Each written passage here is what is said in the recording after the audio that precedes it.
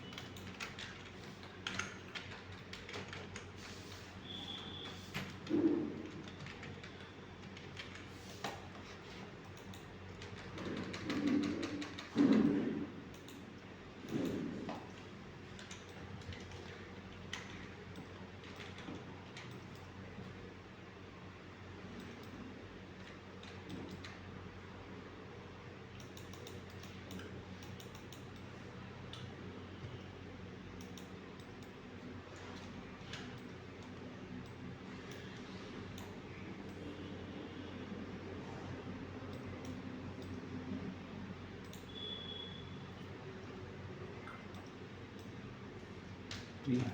जी। मतलब serial number रहेगा, जी। Name, post, ठीक है। हम बना रहे हैं एम्प्लॉय सैलरी, ठीक है। जी। यहाँ पे एम्प्लॉय नेम लिख देते हैं।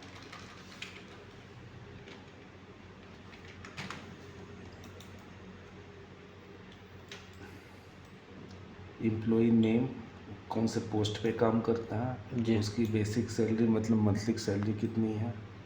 अगर वो कैटेगरी वाइज है तो कैटेगरी वाइज उसको पैसा मिलेगा, जी। अगर नहीं है तो कॉलम को छोड़ देंगे। ये टोटल सैलरी पे ये क्या है, पूरा फुल बन रहा है। क्या बन रहा है? पूरा फुल। ठीक है। ये जो बन रहा है ये विभाग में, जैसे एसएससीएल विभाग में या गवर्नमेंट विभाग देता है, ठीक है। जी। अदरवाइज ये नहीं मिलता है अपना किसी भी प्राइवेट एम्प्लॉय को, ठीक है। HRA TA DA ये सिर्फ फंड होते हैं, महंगाई भत्ता होता है, सिर्फ गवर्नमेंट एसएससीएल देता है, जी। इसीलिए हम फुल बना रहे हैं, ठीक है। हमने सीरियल नंबर लिख दिया, नेम में हमने लिख दिया रवि कुमार, ठीक है। जी। अब यहाँ पे देखो फीस के जैसे बना सकते हैं, अगर DC हो तो फीस इतना था ना, जी। तो पोस्ट हो तो बेसिक सैलरी इतना। लेकिन हम यहाँ पे फिक्स्ड नहीं कर सकते कि पोस्ट GM है तो उसकी फिक्स्ड सैलरी इतना, क्योंकि सैलरी क्या है, बढ़ते रहता है। बढ़ती है और घटती हाँ, है। तो हम सैलरी क्या करेंगे, मैनुअली फिल करेंगे। जी। जैसे पोस्ट में हमने यहाँ पे डाल दिया समझने के लिए GM जनरल मैनेजर, ठीक है, जी। जिसकी सैलरी 50,000 है, ठीक है। जी। लेकिन कैटेगरी हम फॉर्मूला बेसिस पे बनाएंगे, क्योंकि कैटेगरी सेट रहता है। जैसे 2 एम्प्लॉय एक पोस्ट पे हैं, जी। ठीक है, जी। और दोनों की बेसिक सैलरी 50,000 है, जी। ठीक है। लेकिन कैटेगरी वाइज उनको ज़्यादा मिलेगा ना। जी। कोई मान लेते हैं एक एम्प्लॉय 2 पोस्ट पे है, ठीक है, 2 GM है, लेकिन एक GM 10 साल से, एक GM 2 साल से, तो किसको ज़्यादा मिलेगा? 10 साल। 10 साल वाले को तो कैटेगरी के अंदर आया ना। जी। तो हम पे कैटेगरी पे बनाएंगे फॉर्मूला, ठीक है। जी। इफ करके, इफ इस कैटेगरी को सिलेक्ट करेंगे और इसमें सेट करेंगे AA कैटेगरी। अगर कोई A कैटेगरी का हो, मतलब पुराना हो, जी। A कैटेगरी का पुराना है, ठीक है, हम उसको 3,000 देंगे, 3,000। एक फिर से हम इसी सेल को लेंगे और इस पर सेट करेंगे। कोई B हो तो हम उसको देंगे 1,500, ठीक है। जी। कोई C हो तो हम उसको देंगे 500। ब्रैकेट बंद कर देंगे, ठीक है। जैसे सर वहाँ ABC लिखे थे, उसका मतलब क्या था? Grade, grade. Category, A category, B category, C category, इसलिए तो हेडिंग पे लिखे हैं ना यहाँ पे जी। कैटेगरी। जैसे हम यहाँ पे ए लिखते हैं, देखो ए कैटेगरी का है, बी लिखा है तो बी का ही है, सी लिखता है सी का ही है। जी अगर नहीं मिलता है तो छोड़ दो ना, जी नहीं मिलता है तो छोड़ दो। जी और फिर टोटल सैलरी में क्या करेंगे, हम इसको और प्लस करके इसको जोड़ देंगे ऐसे।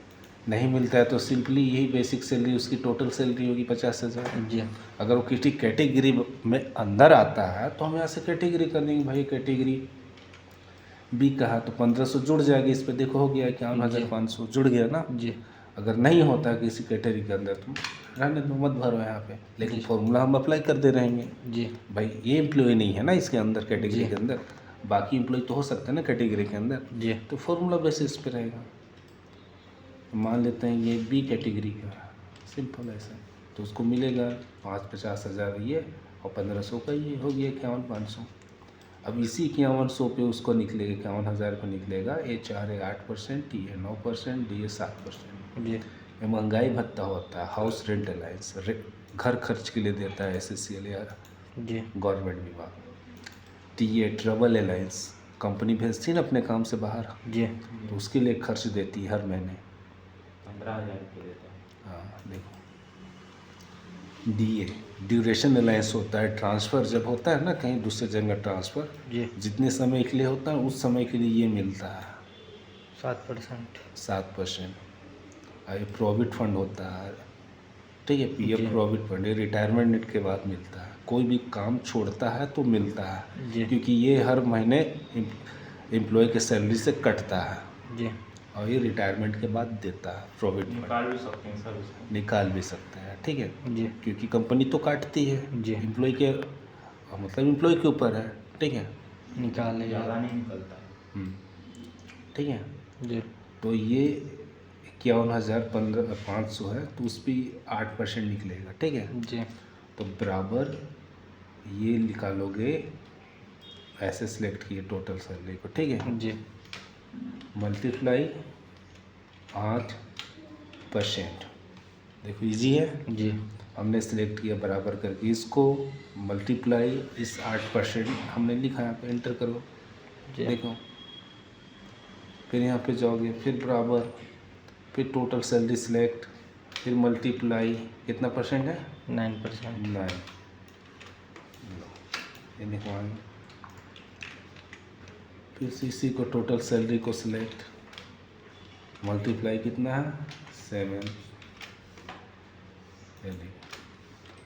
अब यहाँ पे आते हैं PF 10%। अब इसको भी हम टोटल सैलरी पे निकाल सकते हैं, लेकिन टोटल सैलरी पे भी निकलता है जी और total salary HRA TA DA को जोड़ के उस पे भी PF हम निकाल सकते हैं, जी ठीक है। तो हम उसी पे निकालेंगे जोड़ के, सबको ऑल जोड़ के 10% निकालेंगे, ठीक है। जी तो हम यूज करेंगे सम, और टोटल सैलरी से लेके हम DA तक को जोड़ेंगे, देखो चारों को जोड़ रहे हैं ना, जी ब्रैकेट 1। अब इस पे लगाएंगे मल्टीप्लाई, कितना परसेंट 10। ऐसे। तो ये सब पहले को जोड़ेगा, जी। फिर उस पर निकालेगा 10%, जो कि इतना। नेट सैलरी पे भी हम सम यूज करेंगे, ठीक है। जी टोटल से यहाँ तक को ये जोड़ेगा, जी हमने जोड़ दिया, और माइनस क्योंकि ये कटता है जी। सैलरी से, कट गया, मिलेगा उसको इतना, ठीक है। जी ये कंप्लीट, बाकी बनो।